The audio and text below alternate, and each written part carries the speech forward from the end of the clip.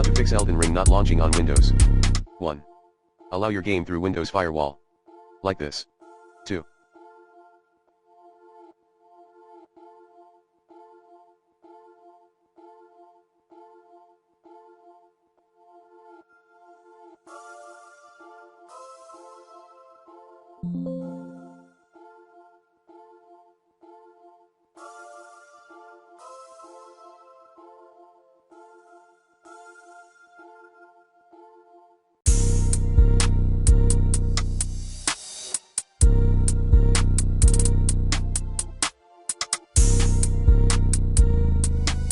Close non-essential programs via WTM. 3. Update your graphics driver using the recommended Avast driver updater in this video guide. 4.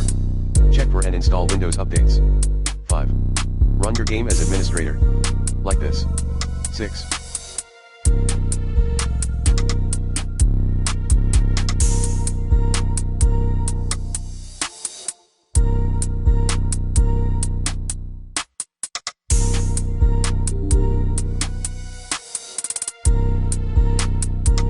Verify integrity of game files in Steam.